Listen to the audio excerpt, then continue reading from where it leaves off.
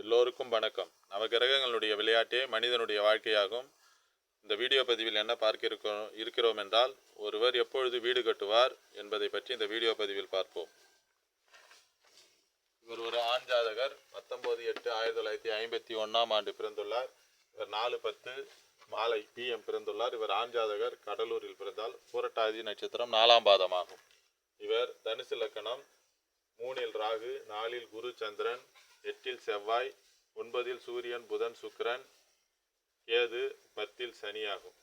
இவர் பிறக்கும் பொழுது குரு தசை 1 மாதம் 23 நாட்கள் பிறந்துள்ளார்.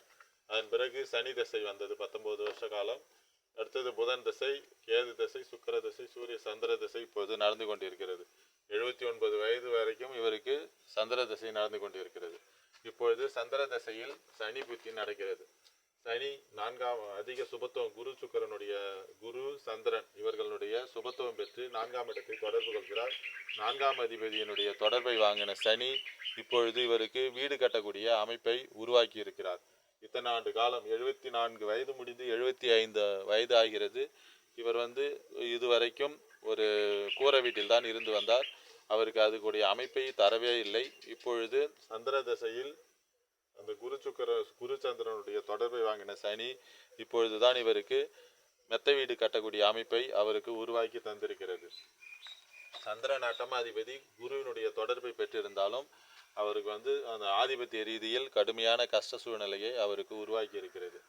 இவருக்கு புதனுடைய தசையில் 7ஆம் அதிபதி தசை, அந்த புதனுடைய தசையில் அவருக்கு திருமணத்தை கொடுத்தது. 2ஆம் இடம் நீச்ச செவ்வாயினுடைய பார்வையில் இருப்பதால் அவருக்கு அந்த முதல் வாழ்க்கை, திருமண வாழ்க்கையை பிரச்சனையை ஏற்பட்டு முதல் மனைவியுடன் சரியாக வாழ முடியாமல் அடுத்து 2வது திருமணம் ஏற்பட்டு அந்த மனைவியுடன் அவர் வாழ்ந்து கொண்டிருந்தார். அந்த சந்திர தசை அவருக்கு அட்டமாதிபதி சந்திர தசை அவருக்கு ஆதிபத்திய ரீதியில் அதாவது 2வது மனைவியையும் இழக்க நேரிட்டது. இவருக்கு 5ஆம் இடம், லக்னத்துக்கு 5ஆம் இடம் செவ்வாய் நீசமாகி 8இல் மறைந்து இருப்பதால், 8இல் மறைந்து 2ஆம் இடத்தை குடும்பஸ்தானத்தை பார்ப்பதால் அவருக்கு அந்த குடும்பஸ்தானத்தில் பிரச்சனை ஏற்பட்டது. அதே மாதிரி ராசிக்கு 2ஆம் அதிபதியான செவ்வாயும் நீச அமைப்பில் இருப்பதால் அவருக்கு குடும்ப வாழ்க்கை பிரச்சனை ஏற்பட்டது. அடுத்தது குருவினுடைய பார்வை கிடைக்கிறது. அதனால் தான் அவருக்கு 2வது திருமணம் ஏற்பட்டது. அதேபோல் குழந்தை பாக்கிய அமைப்பு 5ஆம் அதிபதி நீசமாகி மறுபடியும் குருவினுடைய தொடர்பு ஏற்பட்டதால் 5 பெண் குழந்தைகள், அதன் பிறகு 2 ஆண் குழந்தைகள் பிறந்தது. அதில் முதல் குழந்தை பெண் குழந்தை இறந்து விட்டது.